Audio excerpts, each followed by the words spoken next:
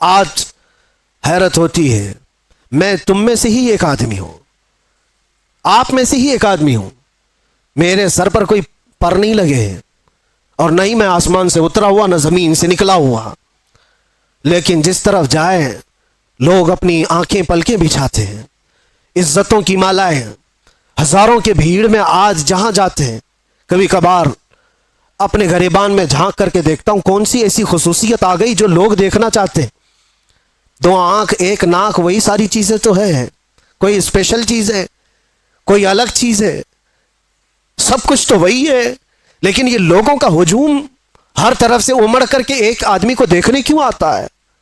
میرے عزیزوں، یہ بات سمجھنے میں آپ کو بھی اندازہ ہو جائے گا، یہ بات صرف انسان اور ایک آدمی کی نہیں ہوتی، محبتیں دلوں میں ڈالنا یہ انسان کے کمال کا کام نہیں ہے، یہ اللہ رب العزت کے فضل سے ہوتا ہے۔ وہ جب چاہتا ہے تو پورے انسانوں کا دل ایک طرف پھیر دیتا ہے، اور کس کے لیے پھیرتا ہے؟ وہ دیکھو ان کے جو ہم غلام تھے، خلق کے پیشوا رہے، ہمیں آج یہ احساس ہے، آج لوگ جو پل کے بچھاتے ہیں یا عزت کرتے ہیں تو وہ اس لیے نہیں کرتے کہ تمہارا لباس اچھا ہے، یا تم بڑے خاندان کے ہو، یا تم کسی سیاسی پارٹی کے نیتا ہو، 4 پیسے ہمارے لیے بھی کام کر جاؤ گے، نہیں، دور دراز بیٹھے ہوئے لوگ۔ میرے عزیزوں، میں آپ کو کیا بتاؤں، امریکہ میں رہنے والے کئی ایسے خاندان ہیں جن کو میں جانتا ہوں، ہم یہاں اندر موجود ہیں، وہ 3 مہینے سے اللہ کی بارگاہ میں نظر کے روزے رکھ رہے تھے، وہ عورتیں بھی، وہ بوڑھی خواتین بھی، وہ بچے بھی، جن کو ہم نے کبھی دیکھا نہیں، کبھی ملاقات نہیں کیا، 7 سمندر پار بیٹھ کر کے ایک فقیر، ایک نبی پاک کے غلام کے لیے اگر کوئی دعائیں کرتا ہے اور اپنے دل میں محبت محسوس کرتا ہے تو یہ ڈالا کس نے اور کیوں ڈالا؟ یہ 2 پوائنٹ ہے، ڈالا ہے رب ذوالجلال نے،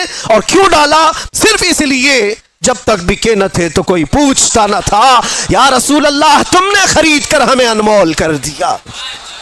بات صرف اتنی ہے، ان کی بات کرو، ہر دل پہ ان کی بات کرو۔ حضور پاک صلی اللہ تعالی علیہ وسلم کی بات، آج میں ایک بات یہ بھی بتاؤں، عجیب بات ہے کہ میں آپ کو ایک تفریح قلب کے لیے بتا رہا ہوں، اکثر ایسا میرے ساتھ ہوتا رہتا ہے۔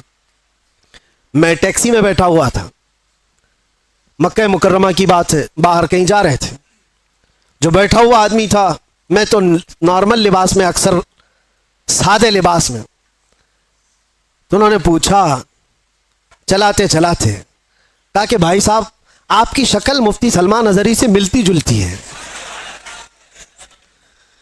میں نے کہا کون ہے وہ؟ انہوں نے کہا نہیں جانتے ہو آپ کہاں سے ہو؟ ہندوستان سے ہو؟ نہیں جانتے ہو آپ؟ میں نے کہا نہیں، بتاؤ تو کون ہے؟ پھر وہ بتانے لگا، ایسے ہیں ویسے ہیں، بڑے ہیں، عالم ہیں، وہ ہیں، تعریف۔ میں نے کہا بھائی وہ تو بھڑکاؤ مولانا تو نہیں آپ بول رہے ہو، ان کی بات کر رہے ہو؟ وہ غصے میں آ گیا، تل ملایا، کہا توبہ کرو نہیں تو ٹیکسی سے اتر جاؤ۔ میں نے کہا بات کیا ہے؟ کہا کہ کیوں ایک عالم کی تم توہین کرتے ہو، آپ کیوں ایسا بولتے ہو ان کو؟ میں نے کہا وہی نا جو جیل گئے تھے ابھی۔ انہوں نے کہا ہاں گئے تو تھے۔ تو کہا پھر اسی لیے میں ڈرتا ہوں ایسے مولانا لوگوں سے۔ میں نے کہا میں ڈرتا ہوں ایسے لوگوں سے۔ تو بیچارہ ٹیکسی سائیڈ میں لگا دیا اور کہا تم اتر جاؤ بھائی، میں ایسے آدمی کو نہیں بٹھاتا، میں نہیں بٹھاتا، آپ ادھر جاؤ، آپ توہین کرتے ہو علماء کی۔ میں نے کہا چلو معاف کرو، یہ ٹاپک چھوڑ دو، دوسری بات کرو۔ پھر وہ یوٹیوب کھول کر کے دکھانے لگا، یہ دیکھو، یہ سنو، حق بات کہا ہے، ظالموں نے پکڑا ہے، فلاں فلاں ساری چیزیں بیان، خاموشی سے سنتے رہے۔ میں یہ بات کیوں کہہ رہا ہوں آپ کو؟ کوئی لطیفہ نہیں ہے، مجھے ریئلائز ہوا، احساس ہوا۔ بعد میں اترنے سے پہلے اس نے کہا کہ بھائی ایک بات میں آپ کو بتاتا ہوں، یہ مولانا کی تقریر میں سنتا ہوں، میں ہوں اہل حدیث جماعت سے، لیکن یہ مولانا بریلوی مکتب فکر سے ہے، لیکن بات کرتا ہے محمد رسول اللہ کی، اور یہاں آ کر کے ہم کچھ نہیں دیکھتے، ہم تو اپنی جان بھی قربان کرتے ہیں۔ ہم اتر آئے، اس دن یہ احساس ہوا، اس نام پر اللہ نے اتنی طاقت رکھی ہے، ہر انسان نام محمد پر جمع ہوتا ہے، ہر مسلمان آ جاتا ہے۔ عزیزان گرامی وقار، وہ ایک نقطہ ایسا ہے ناموس رسالت کا جہاں پر لوگوں کے جذبات ہیں، لوگوں کی عقیدتیں ہیں. مجھے آج اس ٹاپک پر بات نہیں کرنا ہے کہ کون کس مکتبہ فکر سے اور کیا تھا، لیکن ہم نے یہ محسوس کیا ہے دنیا کے چپے چپے اور کونے کونے سے اگر لوگوں کے دلوں میں ہمارے لیے کوئی جذبہ موجود ہے تو وہ ہماری زبان کا کمال نہیں، یہ نسبت مصطفیٰ کا کمال ہے.